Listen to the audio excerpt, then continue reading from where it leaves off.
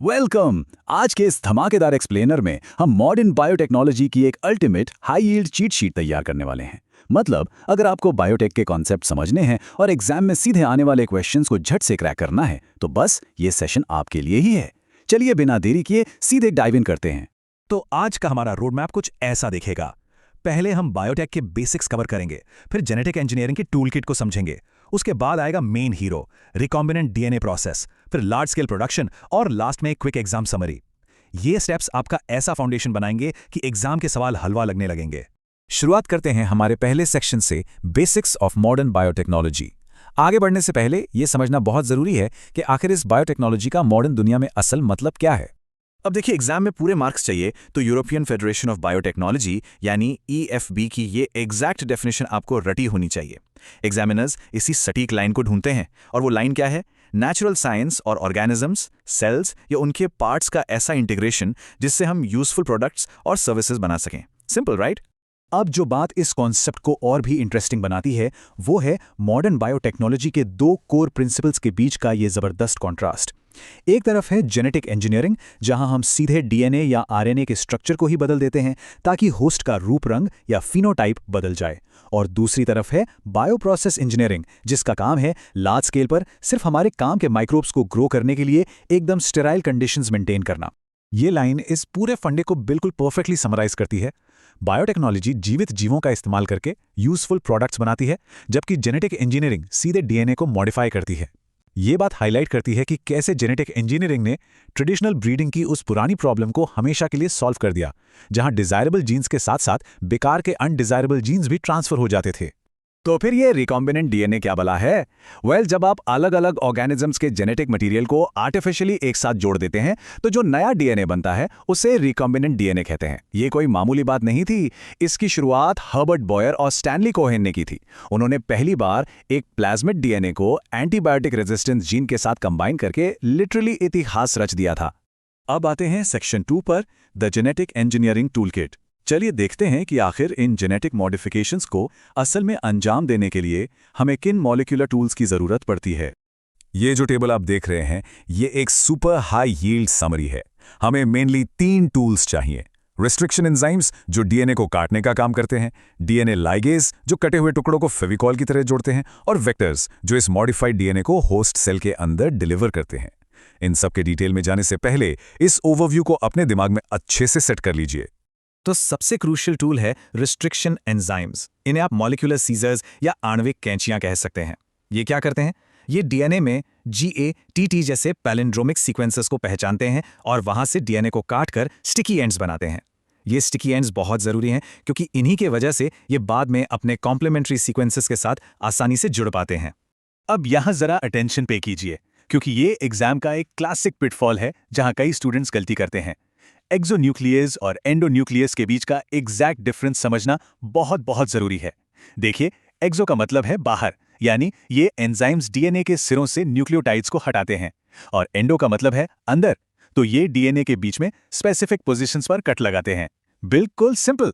अब बात करते हैं वेक्टर्स की। एक अच्छे वेक्टर जैसे कि प्लाज्मिड या बैक्टीरियोफेज में 3 फीचर्स का होना मस्ट है। पहला, ओरिजिन ऑफ रेप्लिकेशन यानी ओरी। दूसरा, एक सिलेक्टेबल मार्कर जैसे कि एंटीबायोटिक रेजिस्टेंस, और तीसरा, एक क्लोनिंग साइट। अगर उदाहरण की बात करें तो एग्रोबैक्टीरियम का टी प्लाज्मिड ले लीजिए। ये प्लांट्स में जीन ट्रांसफर करने के लिए एक कमाल का टूल माना जाता है। अब क्योंकि डीएनए एक हाइड्रोफिलिक मॉलिक्यूल है, ये खुद से सेल मेम्ब्रेन को पार करके अंदर नहीं जा सकता। तो क्या करें? हमें होस्ट सेल्स को केमिकली और थर्मली तैयार करना पड़ता है। इसीलिए सेल्स को पहले कैल्शियम आयन से ट्रीट किया जाता है और फिर उन्हें एक हीट शॉक दिया जाता है। इससे सेल के पोरस खुल जाते हैं और डीएनए आसानी से अंदर चला जाता है। डेफिनेशंस और टूल्स को अच्छे से समझने के बाद अब टाइम है इस पूरे 8 स्टेप्स वाले प्रोसेस को एक लॉजिकल सीक्वेंस में जोड़ने का। Section 3, recombinant DNA step by step. Long answer वाले क्वेश्चंस में फुल मार्क्स चाहिए तो इन स्टेप्स को सही सीक्वेंस में लिखना सबसे इंपॉर्टेंट है। फेज 1 की शुरुआत होती है प्योरीफाइड डीएनए को आइसोलेट करने से, जहां हम प्रोटीएज, आरएनएज और चिल्ड इथेनॉल का यूज करते हैं। इसके बाद रिस्ट्रिक्शन एंजाइम से उसे काटा जाता है, इल्यूशन से फ्रैगमेंट को अलग करते हैं, और फाइनली पीसीआर यानी पॉलीमरेज चेन रिएक्शन का इस्तेमाल करके उसकी लाखों करोड़ों कॉपीज बना ली जाती हैं। है ना एकदम सीक्वेंशियल? और यहां आता है प्रोसेस का एक बहुत ही शानदार ट्रांजिशन पॉइंट। ये वो क्रिटिकल मोमेंट है जहां हम लैब में मॉलिक्यूलर लेवल की तैयारियों से आगे बढ़कर असल में उस डीएनए को एक जीवित होस्ट के अंदर इंसर्ट करने की तरफ शिफ्ट होते हैं। फेज 2 के इन आखिरी 4 स्टेप्स में असली मैजिक होता है। सबसे पहले डीएनए लाइगेज की मदद से लाइगेशन यानी जोड़ने का काम होता है। फिर रिकॉम्बिनेंट डीएनए को होस्ट में इंसर्ट किया जाता है। इसके बाद आता है बहुत ही केयरफुल सिलेक्शन, जहां हम एंटीबायोटिक रेजिस्टेंस जैसे मार्कर्स का यूज करके ये कंफर्म करते हैं कि सिर्फ वही सेल्स बचे जिनमें हमारा रिकॉम्बिनेंट डीएनए सक्सेसफुली चला गया है।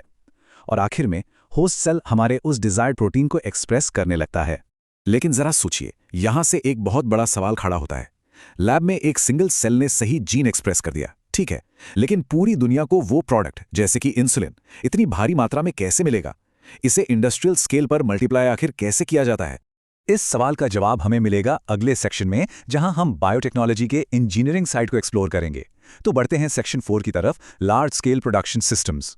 लार्ज स्केल प्रोडक्शन के लिए हमें चाहिए होते हैं बायो रिएक्टर्स। ये विशालकाय बर्तन या स्टर्ड टैंक्स होते हैं जो माइक्रोब्स को बहुत तेजी से मल्टीप्लाई होने के लिए एक परफेक्ट और टाइटली कंट्रोल्ड एनवायरनमेंट देते हैं। यहाँ टेम्परेचर, पीएच, ऑक्सीजन लेवल और न्यूट्रिएंट्स का बिल्कुल बारीकी से ध्यान रखा जाता है ताकि प्रोडक्शन में कोई कमी न रहे। अब प्रोडक्ट तो बन गया, लेकिन कोई भी बायोलॉजिकल प्रोडक्ट सीधे मार्केट या पब्लिक तक नहीं पहुंच सकता। उसे एक बहुत ही कठोर प्योरिफिकेशन और क्वालिटी चेक प्रोसेस से गुजरना पड़ता है। इसी क्रिटिकल टेस्टिंग, सेपरेशन और प्योरिफिकेशन के फेज को हम डाउनस्ट्रीम प्रोसेसिंग कहते हैं। ये स्टेप प्रोडक्ट की सेफ्टी के लिए एब्सोल्युटली क्रूशियल है। चलिए, अब टाइम आ गया है इन सभी डॉट्स को कनेक्ट करने का और हमारे इस मास्टर रिवीजन को रैप अप करने का। Section 5 exam mastery summary.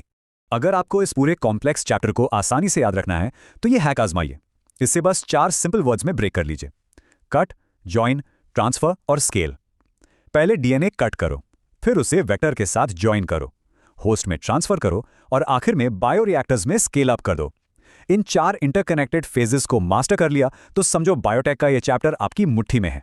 ये टेक्नोलॉजी वाकई कितनी पावरफुल है, ये जानकर बस एक ही ख्याल आता है कि जेनेटिक इंजीनियरिंग की पॉसिबिलिटीज की कोई लिमिट नहीं है। जरा सोचिए, अगली बार पूरी दुनिया को बदलने के लिए आखिर किस ऑर्गेनिज्म के डीएनए को मॉडिफाई किया जाएगा? इस दिलचस्प सवाल के साथ आज का हमारा ये एक्सप्लेनर यहीं खत्म होता है। रिवाइज करते रहिए और सीखते रहिए।